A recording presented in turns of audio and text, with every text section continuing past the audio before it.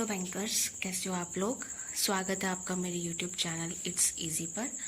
तो काफ़ी टाइम हो गए थे वीडियोस नहीं आ रही थी, but now I will try कि मैं रेगुलरली वीडियोस अपलोड करूं। एक्चुअली क्या था कि प्रमोशन के बाद ट्रेनिंग एंड उसके बाद नई ब्रांच में ज्वाइनिंग, सो मैं टाइम मैनेज नहीं कर पा रही थी।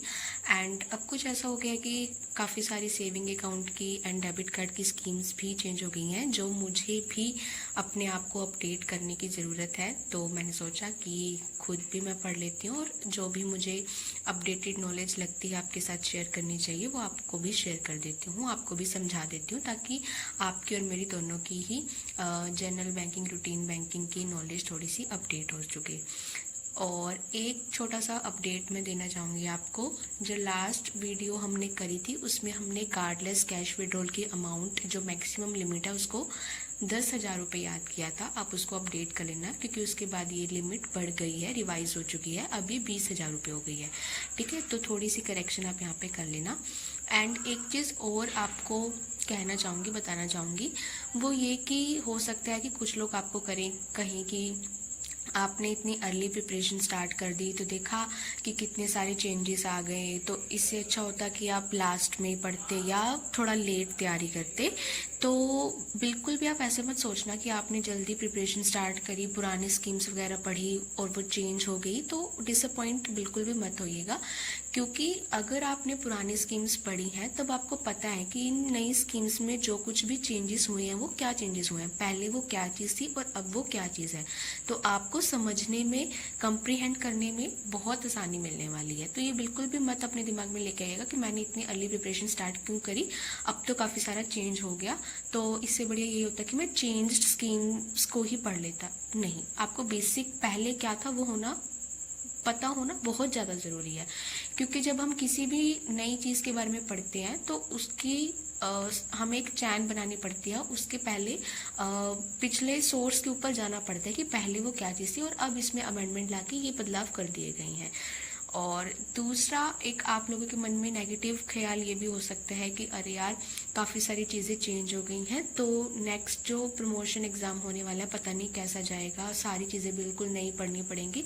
क्योंकि कुछ फ्रेंड्स मेरे ऐसे होंगे जिनका ये प्रमोशन प्रोसेस में एग्ज़ाम नहीं निकल पाया और वो सोच रहे थे कि अब वो नेक्स्ट प्रमोशन प्रोसेस में अपनी इसी सिलेबस को बहुत अच्छे से रिवाइज़ करेंगे, बट अब क्या हो गया, एकदम से सारी चीज़ें चेंज हो गई और उनको नई चीज़ें पढ़नी पड़ेंगी।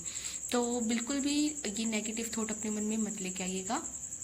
मेहनत हमें करनी पड़ेगी, इसमें कोई शक नहीं है, बट उस मेहनत का फल भी फिर हमें उतना ही मीठा मिलता है। और कहते हैं ना कि जब कभी भी ऐसा कुछ चेंज इंट्रोड्यूस होता है तो उसके जो पहला फेज़ होता है या 2-3 जो फेज़ रहने वाले हैं, इनमें आपको एग्ज़ाम थोड़ा इजी ही मिलने वाला है, क्योंकि वो भी समझते हैं कि काफ़ी सारा चेंज आया है। तो बेसिक लेवल का क्वेश्चन ही पहले पूछा जाएगा और फिर जब हम इतना ज़्यादा पढ़ लेते हैं कि हमें वो बेसिक आने लगता है, तब फिर वो एडवांस लेवल के क्वेश्चन पूछने लग जाते हैं, जो कि इस साल हमारे साथ हुआ था। ठीक है, तो बिल्कुल भी नेगेटिव थॉट नहीं लेके आने हैं, अभी से ही अपनी प्रिपरेशन को स्टार्ट कर दो, बहुत अच्छा टाइम है। और उसके बाद अगर आपको लगता है कि आप 2-3 महीने, 4 महीने छोड़कर करना चाहते हो, तब भी कोई दिक्कत नहीं है। आपकी स्पीड, आपकी कैपेसिटी आपको पता है, किसी और को नहीं पता। सो चलिए वीडियो को स्टार्ट करते हैं। तो आज हम जो स्कीम डिस्कस करने वाले हैं वो है PNB women power saving scheme. तो पहले भी हमारे पास ये सेविंग अकाउंट की स्कीम थी, बट ये सिर्फ एक ही स्कीम थी, इसके अंदर ही सारे फीचर्स थे। बट अब इस स्कीम को रिवैम्प किया गया है, इसके अंदर काफ़ी सारे चेंजेस किए गए हैं। तो 3 नए वेरिएंट्स इस स्कीम के अंदर लॉन्च किए गए हैं। इनके नाम है पर्ल, एमराल्ड एंड तीसरा सॉलिटेयर। ठीक है, 3 वेरिएंट्स के नाम हमें याद करने हैं, पर्ल, एमराल्ड और सॉलिटेयर। नेक्स्ट हमारे पास है terms and conditions cum consent form to be obtained from customer mandatorily.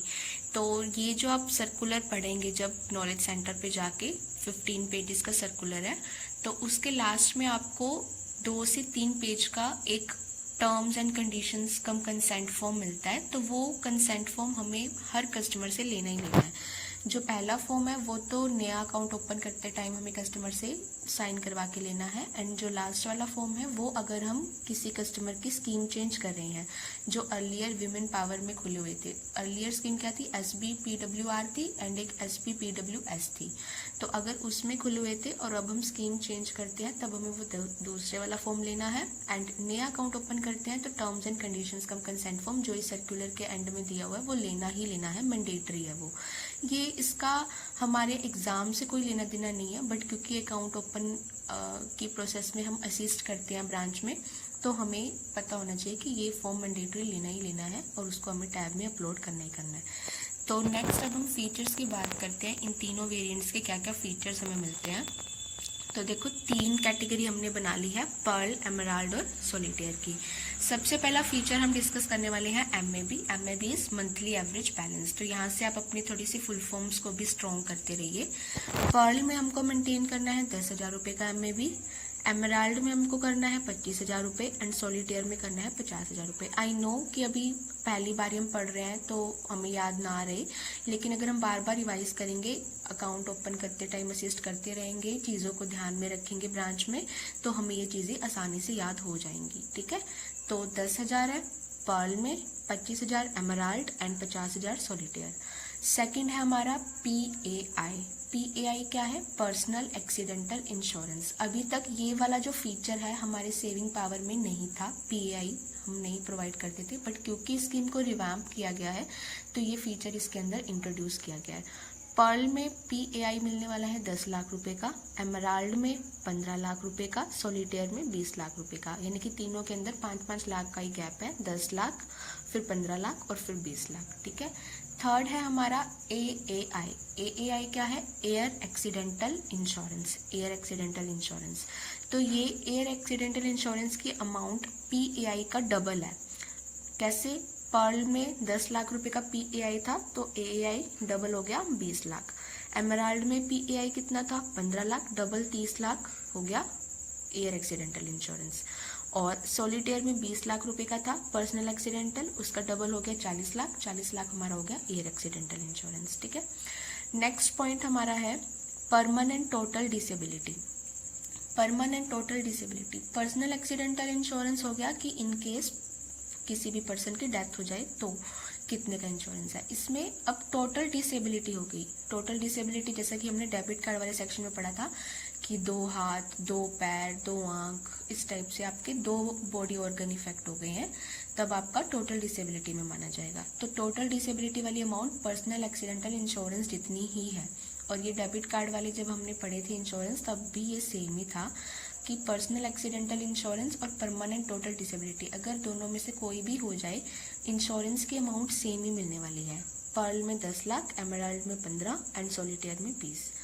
But अगर पार्शियल डिसेबिलिटी यानी कि आपका एक ही बॉडी ऑर्गन इफेक्ट हो रहा है, चाहे एक हाथ हो गया, एक पैर हो गया, एक आंख हो गई, इस टाइप से, तो पार्शियल डिसेबिलिटी में आधी अमाउंट हमें मिल रही है। PAI हो चाहे परमानेंट टोटल डिसेबिलिटी हो, दोनों में अमाउंट सेम है, दोनों की आधी अमाउंट यानी कि 10 लाख अगर हमें पर्सनल एक्सीडेंटल इंश्योरेंस में मिल रहे थे, या मैं कहूँ परमानेंट टोटल डिसेबिलिटी में मिल रहे थे, तो 5 लाख हमें पर्ल में मिलेंगे, 15 का आधा 7.5 लाख हमें मिल रहे हैं एमराल्ड में, एंड 20 का आधा 10 लाख हमें मिल रहे हैं सॉलिटेयर में। ठीक है, अप टू है ये, up to 5 lakh. Up to क्यों लगाया गया इसके अंदर, क्योंकि हो सकता है कि आपको इंश्योरेंस जब क्लेम करो तो आपको भी इतना खर्चा आया, तो हो सकता है मिनिमम अमाउंट जो है आपको वो भी मिल जाए, बट मैक्सिमम आपकी 5 लाख रहने वाली है। कि अगर 5 लाख से ज़्यादा का कुछ आपको हुआ है, ऑपरेशन वगैरह में कुछ ऐसी डिसेबिलिटी आई है, तो फिर हो सकता है कि आपको 7 लाख गया हो, बट पर्ल में मैक्सिमम आपको अप टू 5 लाख ही मिल सकता है, इससे ज़्यादा नहीं मिलेगा।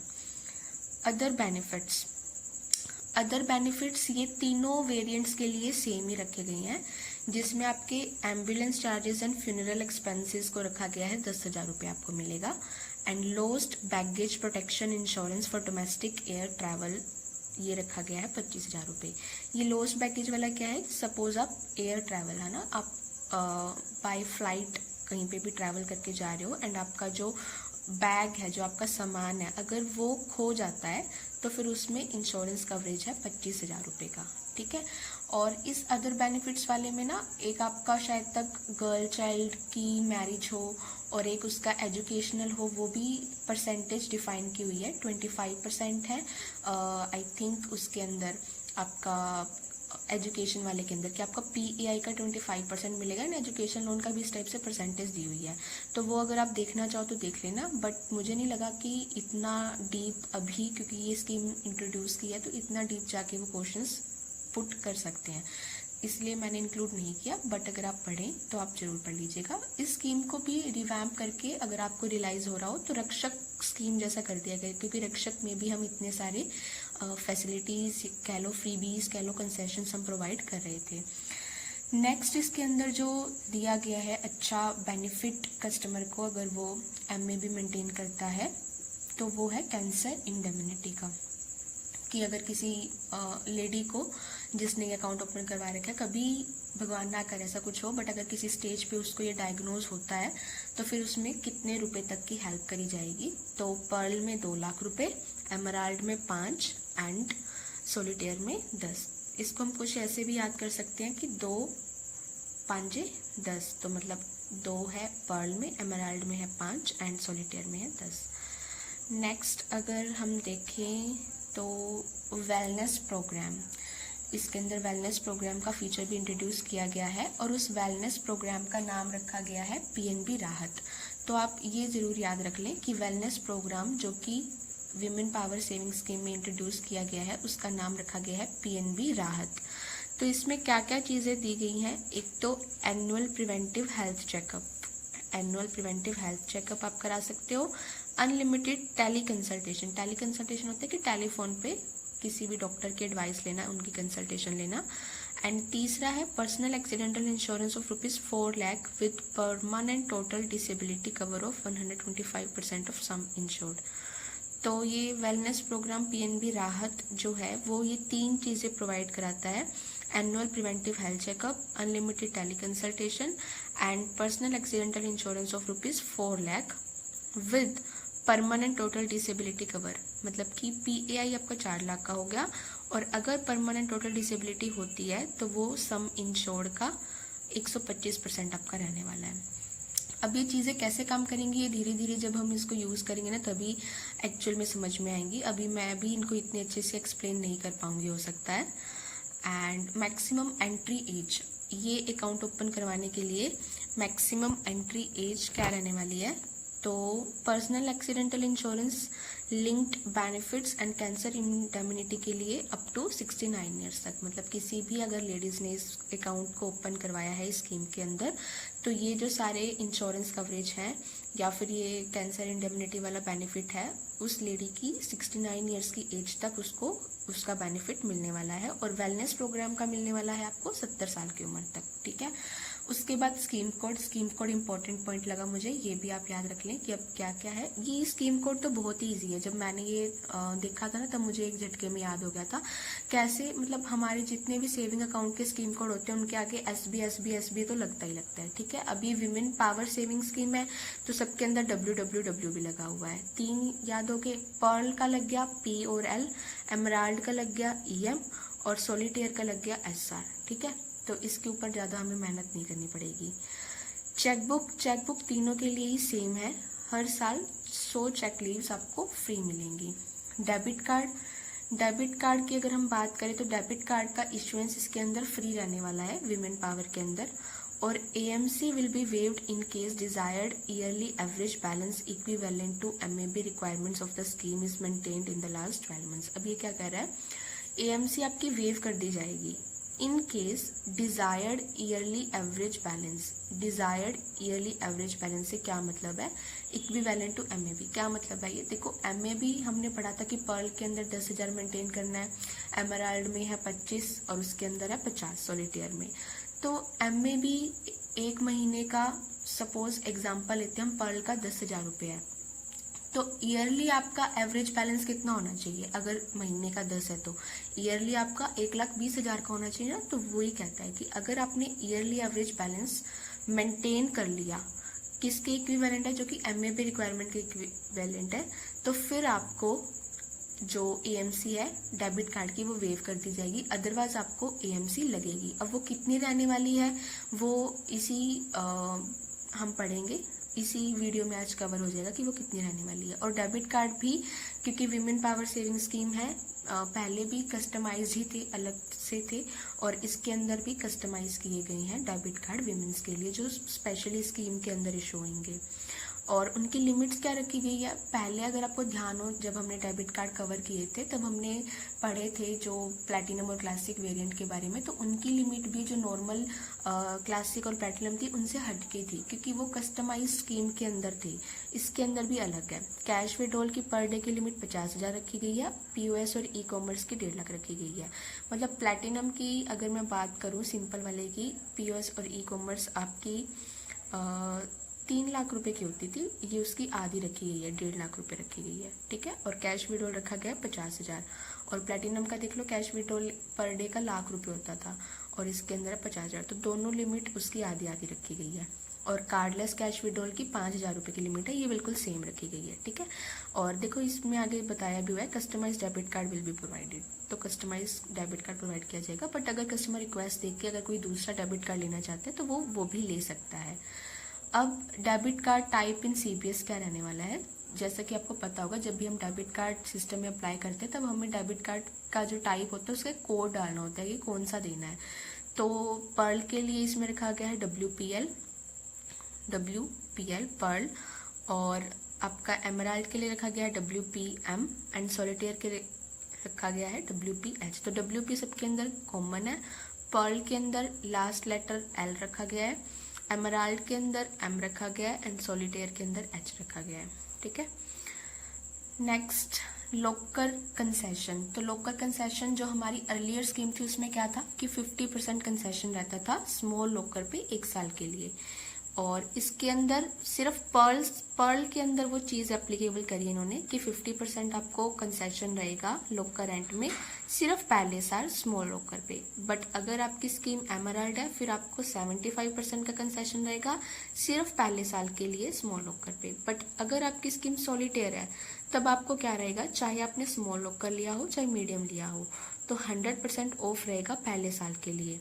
पहले साल के लिए तो पूरा किराया माफ है, और अगले साल से क्या रहेगा, अगले साल से आपको 50% का डिस्काउंट मिलेगा लोकर रेंट में। मतलब इनमें तो सिर्फ पर्ल और एमराल्ड में सिर्फ हमने पहले साल के लिए ही क्या दिया था, डिस्काउंट दिया था। बट इसके अंदर पहले साल का पूरा किराया माफ कर दिया सॉलिटेयर में, और उसके बाद के जो ईयर होने वाले हैं उसमें अगर आपने MAB मेंटेन किया हुआ है प्रॉपर तो फिर आपको लोकर रेंट में 50% का कंसेशन मिलने वाला है। IBS एंड MBS ये तो पढ़ने की जरूरत ही नहीं है, ये तो चाहे सेविंग जनरल खाता हो चाहे कोई भी खाता हो, IBS एंड MBS तो हमारी फ्री ऑफ कॉस्ट ही रहती है, तो ये फ्री ही है। नेक्स्ट है फैमिली बैंकिंग, ये भी बहुत अच्छा कंसेशन फ्री भी कह लो या बहुत अच्छा फीचर बैंक ने इंट्रोड्यूस किया है इस स्कीम के अंदर। इसमें क्या बोला गया है, 0 balance account can be open by spouses and up to 2 children up to the age of 25 years only. तो सपोज किसी भी विमेन का, किसी भी लेडी का इस स्कीम के अंदर हमने खाता खोल दिया, अब उसका जो स्पाउस है यानी कि उसके जो हस्बैंड है उसका भी हम 0 बैलेंस का खाता खोल सकते हैं, और उसके जो 2 बच्चे होंगे, मतलब मैक्सिमम 2 बच्चे हैं, अगर एक बच्चा तो एक ही होगा, बट मैक्सिमम 2 बच्चों के लिए भी हम 0 बैलेंस अकाउंट ओपन कर सकते हैं। मतलब उनका जिस भी रिस्पेक्टिव स्कीम में हम खाता खोलेंगे उस स्कीम में खुल जाएगा, बट ऐसा कुछ एक कमांड वगैरह चलेगी जिससे वो अकाउंट इस अकाउंट से लिंक हो जाएगा, और जो उनके स्पाउस का या उनके बच्चों का खाता होगा फिर उसमें उनको बैलेंस मेंटेन करने की ज़रूरत नहीं रहेगी। और ये जो बच्चों वाला खाता है ये सिर्फ 25 साल तक एप्लीकेबल होगा, कि 25 साल तक के जब तक उनके बच्चे रहेंगे तब तक उनको 0 बैलेंस के अकाउंट की सुविधा मिलेगी। लाइफ टाइम फ्री रुपए platinum debit card for spouse with personal accidental insurance coverage of ₹2 lakh. और उनके जो स्पाउस होंगे अगर वो हमारे बैंक में, मतलब देखो कितनी अच्छी स्कीम बैंक ने लाया कि आपने एक लेडी का खाता खोला उसके बाद आप फैमिली बैंकिंग वाला ऑप्शन दे रहे हो, जिससे हमारे पास 3 खाते और आ रहे हैं, उनके हस्बैंड का भी आ रहा है और 2 बच्चों का भी आ रहा है, तो हमारा कासा कहीं ना कहीं ग्रो करेगा। तो उनके मतलब कि अट्रैक्ट करने के लिए उनकी फैमिली के बाकी खातों को ये हमने निकाला है कि रुपए का प्लैटिनम डेबिट कार्ड है वो उनके स्पाउस को लाइफ टाइम फ्री, कोई इश्योरेंस चार्ज नहीं, कोई EMC नहीं, और PI भी मिल रहा है 2 लाख रुपए का, है ना। नेक्स्ट है sweep facility. Sweep facility by default no रहने वाली है, बट अगर कस्टमर रिक्वेस्ट देता है उसको स्वीप लगवानी है तो फिर कम से कम 7 दिन के लिए फ्लैक्सी FD बनेगी आपकी, एंड मैक्सिमम 179 डेज के लिए बन सकती है। थ्रेशोल्ड आपकी रहने वाली है 1 लाख रुपए की, यानी कि जब आपका अकाउंट का बैलेंस 1 लाख रुपए को एक्सीड करेगा तब वो स्वीप लगेगी, और कितने के मल्टीपल्स में, 10,000 के मल्टीपल्स में। Sweep out shall be on every Tuesday. कब लगेगी स्वीप? हमेशा हर मंगलवार को, और any 4 days dates chosen by the customer, या तो हर मंगलवार को, या फिर आपको महीने के आप 4 दिन बता दीजिए या फिर 4 तारीख बता दीजिए, उस दिन आपकी स्वीप एग्जीक्यूट हो जाया करेगी। स्वीप वाला फीचर भी मुझे काफ़ी पर्सनली अच्छा लगा, और इसमें से क्वेश्चन पूछे जाने की भी संभावना हो सकती है, तो इस पॉइंट को आप थोड़ा सा हाईलाइट करके याद करिएगा। नेक्स्ट हमारा है DD डिमांड ड्राफ्ट। जो पर्ल वाला वेरिएंट है उसमें 1 लाख रुपए तक के अमाउंट के आप कितने भी DD बना सकते हो, आपको फ्री है। 1 लाख रुपए का चाहे एक ही बना लो, फिर अगला बनाओगे तो चार्ज लगेगा, या फिर 1 लाख रुपए तक के आप 10 बना लो तब भी आपको फ्री है। एंड जो हमारे बाकी दोनों वेरिएंट है एमराल्ड और सॉलिटेयर, उनमें अनलिमिटेड है, बिल्कुल आप कितने भी बना सकते हो। नेक्स्ट पॉइंट है stop payment instructions and revocation charges. तो स्टॉप पेमेंट के जब आप वेबसाइट पे जाके हमारे चार्जेस वगैरह देखोगे तब आपको पता चलेगा कि स्टॉप पेमेंट करवाने के भी चार्ज लेता है बैंक। आई थिंक 50 रुपीज़ है या फिर 200 रुपीज़ है, आई एम नॉट श्योर, आप इसको चेक कर लेना, और उसको उन चार्जेस को भी ज़रूर आप अपनी प्रिपरेशन में इंक्लूड करिएगा। अभी पढ़ना हो अभी पढ़ लीजिएगा, मतलब बिल्कुल लास्ट टाइम में पढ़ना चाहो तो तब पढ़ लेना। वैसे मैंने अपने लास्ट टाइम में पढ़ा था ये वाले चार्जेस वगैरह, और ये जो आपके bank rate, repo rate, CRR, SLR, इनको भी मैंने बिल्कुल लास्ट में जाके देखा था कि अब जो लेटेस्ट चल रही हैं वो पढ़ लेते हैं। तो स्टॉप पेमेंट इंस्ट्रक्शंस के भी बस मैं यही क्लियर करना चाहती थी आपको कि इसके बैंक चार्ज लेता है अगर किसी ने चेक को स्टॉप पेमेंट करवा रहा है तो, बट इनके अंदर क्या है, ये अनलिमिटेड और फ्री है इस तीन वेरिएंट के अंदर, तीनों वेरिएंट के अंदर। नेक्स्ट हमारा पॉइंट है RTGS, नेफ्ट, IMPS अगर ऑनलाइन करते हैं तो। देखो, अगर हम PNB 1 से नेफ्ट करते हैं तो नेफ्ट हमारी सेविंग अकाउंट की फ्री होती है, RTGS के आपके चार्जेस लगते हैं, IMPS के भी आपके चार्जेस लगते हैं, बट इसके अंदर क्या है, तीनों ही वेरिएंट्स के अंदर इसको फ्री रखा गया है और अनलिमिटेड, आप कितनी भी बार करो। एंड अगर आप ब्रांच से करवाते हो तब क्या है, पर्ल के अंदर 1 ईच पर मंथ फ्री, यानी कि तीनों चीज़ें आप एक एक करवा सकते हो, पर मंथ आपको फ्री रहेगी। और एमराल्ड के अंदर आपको हर महीने की 2 फ्री है, यानी कि 2 RTGS फ्री है, 2 नेफ्ट फ्री है, 2 IMPS फ्री है। एंड एमराल्ड के अंदर आप अनलिमिटेड कराओ, कितने भी करवाओ आपको फ्री ही फ्री है। नेक्स्ट है credit card. Credit card exclusively design credit card for women customers, PNB bliss. तो क्रेडिट कार्ड जो कि विमेन पावर सेविंग स्कीम में इशू होता है, चाहे वो पर्ल वेरिएंट हो, चाहे आपका एमराल्ड हो, चाहे सॉलिटेयर हो, तो उस क्रेडिट कार्ड का नाम रखा गया है PNB ब्लिस। तो PNB ब्लिस, इसको थोड़ा सा हाईलाइट कर लेना, अच्छे से याद रख लेना कि इसके अंदर जो क्रेडिट कार्ड इशू होता है उसका नाम PNB ब्लिस है, विद फ्री इश्योरेंस चार्जेस नहीं है, बिल्कुल फ्री है, एंड लिक्विडेटिव ऑफर्स और काफ़ी सारे अट्रैक्टिव ऑफर्स है। नेक्स्ट है हमारे पास customised account number, facility available at customers request. अब कस्टमाइज्ड अकाउंट नंबर है, ये वाला फीचर सिर्फ सॉलिटेयर वेरिएंट को ही प्रोवाइड किया गया है, सॉलिटेयर वेरिएंट वाले ही इस कस्टमाइज्ड अकाउंट नंबर वाली कंसेशन का, इस फ्रीबी का फ़ायदा उठा सकते हैं। तो कस्टमर अगर रिक्वेस्ट देता है कि उसे कस्टमाइज अकाउंट नंबर चाहिए तभी हम ये देंगे, और उसके लिए फिर हम स्कीम कोड लगाएंगे SBWSC अगर वो कस्टमाइज अकाउंट नंबर चाहता है तो। बट अगर नहीं चाहे तो हमारी स्कीम कोड क्या थी, SBW तो था ही था, सॉलिटेयर का क्या था, SR था, है ना, SR था। और अगर वो कस्टमाइज अकाउंट नंबर वो कस्टमर रिक्वेस्ट करेगा तो फिर हम स्कीम कोड चूज करेंगे SBWSC। नेक्स्ट पॉइंट है additional concession in ROI is rate of interest, ठीक है। तो ये वाले पॉइंट वैसे याद करने की ज़रूरत नहीं है, बट फिर भी चलो देख लेना। हाउसिंग लोन और एजुकेशन लोन में आपको रेट ऑफ इंटरेस्ट में 0.05% का कंसेशन दिया जाएगा। Vehicle loan, personal loan, VL vehicle loan है, PL पर्सनल लोन है, एंड GL गोल्ड लोन है। अगर आप ये तीनों लोन लेते हो तो फिर आपको 0.10% का रेट ऑफ इंटरेस्ट में कंसेशन दिया जाएगा।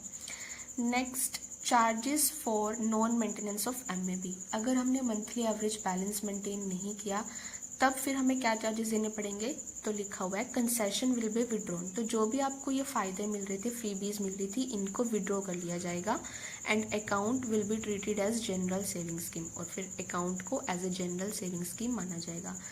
तो मंथली एवरेज बैलेंस जैसे 10,000, 25,000, 50,000 आपने नहीं मेंटेन किया तो फिर आपको कोई भी ये जो इतने बेनिफिट्स आपने पढ़े हैं नहीं मिलेंगे। अकाउंट को जनरल सेविंग माना जाएगा, जनरल सेविंग अकाउंट। और जनरल सेविंग अकाउंट के आपको जो एमएबी है वो पता है कितना है, रूरल में 500, सेमी अर्बन में 1000 एंड अर्बन में 2000। तो फिर उतने तो होने ही चाहिए, उससे भी कम होंगे तो फिर आपको चार्जेस लगेंगे नॉन मेंटेनेंस के। अब ये CBS मेन्यू ऑप्शन LNFMC, ये मेन्यू ऑप्शन किस लिए है, ये उसी के लिए कि जब हम किसी लेडी का अकाउंट ओपन किया और उनके फैमिली मेम्बर्स के जीरो बैलेंस में अकाउंट ओपन कर रहे हैं, तब हमें एक फैमिली क्रिएट करनी है CBS में, उसके लिए हम ये मेन्यू ऑप्शन एग्जीक्यूट करेंगे LNFMC। अब ये कैसे चलता है, कैसे काम करता है, मैंने भी नहीं चलाया, तो ये चला के ही पता लगेगा ये कैसे काम करता है, ठीक है। उसके लिए मेन्यू ऑप्शन दे रखा है। उसके बाद हम बिल्कुल लास्ट में पहुंच गए हैं, बट इससे भी पहले हमारा जो वेलनेस प्रोग्राम है ना, मतलब जो तीनों आपके ये वेरिएंट्स हैं, पर्ल का, एमराल्ड का, सॉलिटेयर का, इसमें अलग अलग टाइप के डेबिट कार्ड आपको पता है इशू होते हैं। उन डेबिट कार्ड पे काफ़ी सारे फीचर्स हैं कि आपको OTT का सब्सक्रिप्शन फ्री मिल जाता है, फिर आपको नाइका के ऊपर इतना डिस्काउंट मिल जाएगा, लैक्मे के ऊपर इतना मिल जाएगा, या फिर कुछ बॉडी चेकअप के हैं। तो वो मतलब कि कस्टमर को अट्रैक्ट करने के लिए, सेविंग अकाउंट उसका इस स्कीम में ओपन करने के लिए, तो उसको बताने के लिए ठीक है, हमें पता होना चाहिए। बट एग्ज़ाम के पॉइंट ऑफ व्यू से वो याद नहीं रखे जा सकते। बट अगर आपका मन करे याद करने का तो आप कर लेना। मैंने उसको इसी पर्पज़ से इंक्लूड नहीं किया है क्योंकि वो नहीं याद रहेंगे, क्योंकि क्या OTT का क्या सब्सक्रिप्शन मिलता है, मतलब मोटा मोटा पता होना चाहिए कि OTT का मिलता है, नाइका का मिलता है, ये मिलता है, वो मिलता है, बट हमें कितना मिलता है, 1 मंथ का, 1 साल का, 10% फ्री है, स्विगी पे इतना % ऑफ है, तो वो चीज़ें याद नहीं रहती। वो चीज़ें कस्टमर को अट्रैक्ट करने के लिए कि वो हमारे बैंक में अकाउंट ओपन करे, तब हम बताएं तो ज़्यादा बेटर रहेगा, ठीक है। और लास्ट में बस यही हमारे पास रह गए हैं। कार्ड कौन सा इशू होता है, चाहे तीनों वेरिएंट है, कार्ड एक ही इशू होता है, रुपए का, प्लैटिनम, इंटरनेशनल, ठीक है। रुपए का, प्लैटिनम, इंटरनेशनल, तीनों वेरिएंट्स पे सेम इशू होगा। बट अगर आपको CBS में अप्लाई करना है तो आपको ये वाला चूज करना पड़ेगा कार्ड टाइप। पर्ल के लिए WPL, एमराल्ड के लिए WPM, सॉलिटेयर के लिए WPH। इशुएंस चार्जेस वैसे तो इस कार्ड के नहीं है। अगर किसी ने इस स्कीम में खाता खुलवा रखा है और वो प्रॉपर MAB मेंटेन कर रही है कस्टमर हमारी, तो बट इन केस किसी का विमेन पावर में खुला हुआ है या फिर खुलवा रखा था और MAB मेंटेन नहीं किया, उसके बाद वो डेबिट कार्ड इशू करवाने आते हैं हमारे पास, तब फिर सिस्टम ये इशुएंस चार्जेस उनसे रिकवर कर लेगा। पर्ल के केस में 250 रुपये हैं, एमराल्ड के केस में 300 रुपये हैं, सॉलिटेयर के केस में 400 रुपये हैं। और इनकी AMC हमने क्या याद रखी थी कि वेव हो जाएगी अगर आप MAB के equivalent yearly average balance maintain कर लेते हैं तो, ठीक है, वेव हो जाएगी। अगर नहीं आप करते हैं तो फिर आपको ये AMC लगेगी। पर्ल में लगेगी 350 की, एमराल्ड में 500, सॉलिटेयर में 650। मतलब ये कैसे याद रखोगे आप, देखो पर्ल का इशुएंस है 250 एंड AMC है 350, कितने रुपए का डिफरेंस है, 100 रुपये का। एमराल्ड का इशुएंस है 300, AMC है 500, कितने रुपए का डिफरेंस हो गया, 200 का। पहले 100 का था, फिर 200 का। सॉलिटेयर का इशुएंस 400, AMC 650, कितने का, 250 का डिफरेंस। तो 100 का डिफरेंस, 200 का डिफरेंस, 250 का डिफरेंस, थोड़ा इस टाइप से आप इसको याद कर सकते हो। तो ये आज हमने कंप्लीट कर ली हमारी विमेन पावर सेविंग स्कीम के बारे में। एंड मैं कोशिश करूँगी मैं भी धीरे धीरे सर्कुलर्स को रीड करूँ, क्योंकि मेरा भी टच काफ़ी छूट गया है एंड मुझे भी लग रहा है कि मुझे अपनी नॉलेज को अप टू डेट करने की बहुत ज़्यादा ज़रूरत है। तो जैसे ही मैं रीड करूँगी आपके साथ भी उसको एक्सप्लेन कर दूंगी, आपके साथ भी शेयर कर दूंगी। आप भी वीडियो को देखना, और हो सकता है आपको लगे कि वीडियो बहुत ज़्यादा लंबी हो गई है तो भाई देखनी पड़ेगी, सुनना पड़ेगा, पढ़ना पड़ेगा, क्योंकि एक एक स्कीम ही अभी तो मैं कवर कर रही हूँ। तो एक एक स्कीम को अगर हमने अच्छे से समझ लिया, आधा घंटा ज़्यादा थोड़ा सा लगा के टाइम, तो फिर हो सकता है कि हमें दोबारा उसको इतना सुनना ना पड़े, हमें वो झटपट याद हो जाए। तो कैसी लगी आपको वीडियो कमेंट सेक्शंस में ज़रूर लिखिएगा। वीडियो अच्छी लगे तो वीडियो को लाइक करना, चैनल को सब्सक्राइब करना एंड अपने दोस्तों के साथ शेयर करना। Thank you for watching my video.